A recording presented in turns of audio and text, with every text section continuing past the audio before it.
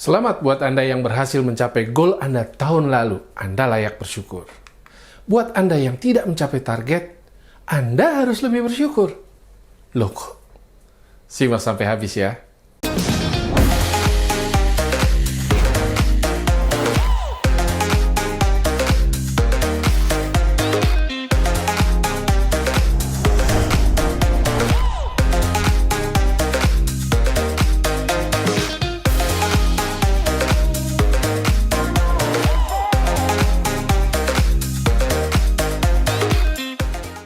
Pada suatu ketika, seorang penemu bohlam, Anda tahu, Thomas Alva Edison, menjawab pertanyaan wartawan, gimana rasanya mengalami ribuan kali gagal?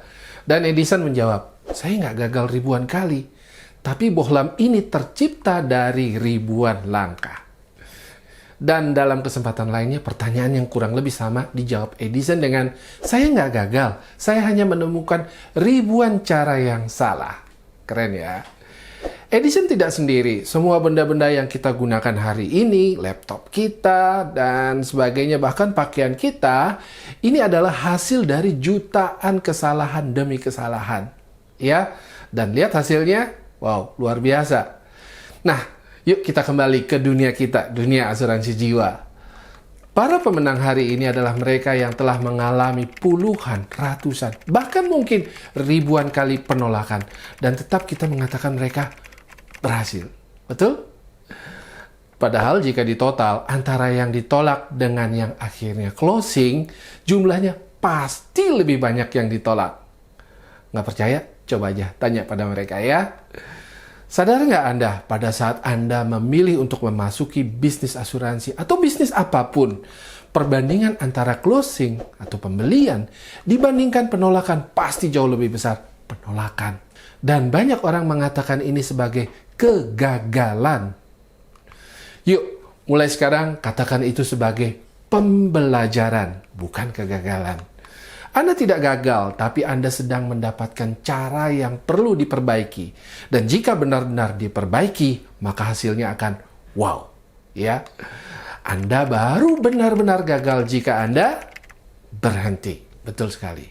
Yuk, di tahun 2022 yang masih awal ini, kita memiliki kebiasaan baru, yaitu kebiasaan untuk mengevaluasi. Bagusnya sih setiap malam. Ya, apa yang harus dievaluasi? Ya jelas, apa yang sudah kita lakukan hari ini, sepanjang hari tadi. Bagaimana presentasi kita hari ini? Misalnya hari ini kita presentasi. Bagaimana proses prospecting kita? Proses branding melalui sosmed dan sebagainya.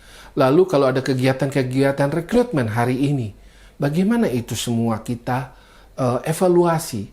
Bagaimana kita berinteraksi dengan klien, dengan agent, dengan teman, prospek, dan sebagainya. Itu perlu kita evaluasi. Dari semua kegiatan hari ini, apa yang perlu saya apresiasi? Yes, ini penting ya teman-teman untuk mengapresiasi diri karena keberhasilan yang besar itu disusun dari keberhasilan yang kecil-kecil. Juga harus kita akui secara jujur apa yang harus kita perbaiki. Misalnya, apakah pengaturan waktu saya sudah baik? Manajemen waktu saya sudah benar? Apakah saya sudah semakin bisa mengurangi kegiatan-kegiatan yang membuang waktu saya? Coba Anda list lagi, godaan-godaan apa yang bisa membuat Anda tidak produktif, ya. Dan apakah saya sudah bisa mengurangi kegiatan-kegiatan yang tidak produktif itu? Oke, misal berlama-lama main HP, ya, kemudian cek sosmed dan sebagainya, ya. Lalu, seberapa banyak kegiatan hari ini yang mendekatkan diri saya ke cita-cita saya, bukan malah menjauhkan saya? Nah, yang terakhir, dan ini yang terpenting, jangan-jangan Anda tidak mencapai target Anda tahun lalu, karena target itu bukanlah target Anda, tapi target yang diberikan untuk Anda oleh orang lain. Karena Anda simple nggak tahu Anda mau apa.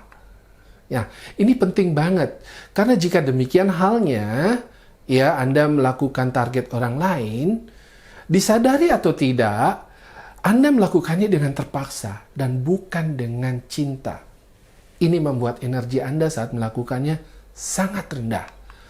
Sehingga akhirnya apa yang keluar, ya presentasi maupun rekrut dan sebagainya, tidak 100%.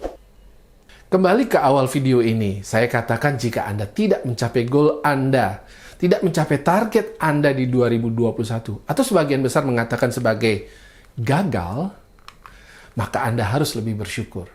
Karena Anda sedang diberi pengetahuan, Anda sedang diberi pencerahan, diberikan petunjuk jalan mana yang sebaiknya dilalui dan jalan mana yang sebaiknya dihindari.